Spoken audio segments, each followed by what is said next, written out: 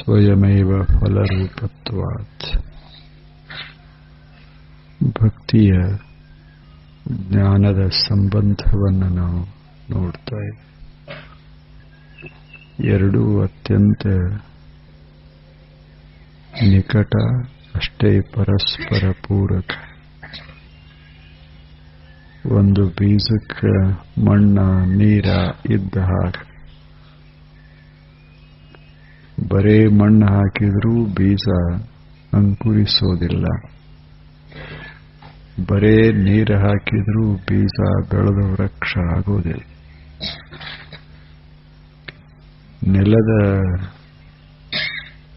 ಸಂಪರ್ಕ ಇರಬೇಕು,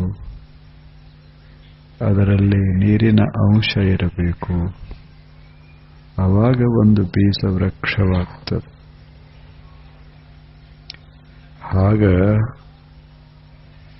ಭಕ್ತಿ ಮತ್ತು ಜ್ಞಾನ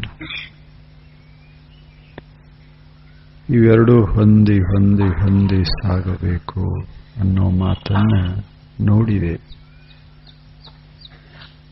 ಈಗ ಹೇಳ್ತಾರೆ, ಸ್ವಯಂ ಫಲರೂಪತಾ ಇತಿ ಬ್ರಹ್ಮಕುಮಾರಾಃ. ಬಲ್ಲವರು ಹೇಳ್ತಾರೆ, ಬ್ರಹ್ಮಕುಮಾರರು ಅಂದ್ರೆ ಸ್ವಚ್ಛ ತಿಳಿಯಾದ ಬದುಕನ್ನ ಸಾಗಿಸಿದವರು. ಮನಸ್ಸಿನಲ್ಲಿ ಕಾಮ ಇಲ್ಲ,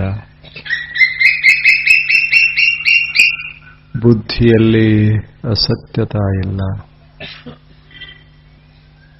ಕಾರ್ಯಗಳಲ್ಲಿ ಆಸೆಗಳಿಲ್ಲ. ಇಂಥ ವ್ಯಕ್ತಿಗಳಿಗೆ ಬ್ರಹ್ಮಕುಮಾರರು ಅಂತ ಶಬ್ದ. ಅವರು ಕುಮಾರರು ಅಂದ್ರೆ ಕುಮಾರ ಅವಸ್ಥೆಯೊಳಗೆ ಇದ್ದಾಗ ಹೇಗಿರ್ತಾರೋ ಹಾಗೆ ಇರೋರು. ಸಣ್ಣ ಮಕ್ಕಳು, ಅವ್ರಿಗೆ ಯಾವ ಕಾಮಿಲ್ಲ, ಆಶೆ ಇಲ್ಲ, ಅಸತ್ಯ ಇಲ್ಲ, ಏನೂ ಇಲ್ಲ, ಸ್ವಚ್ಛ.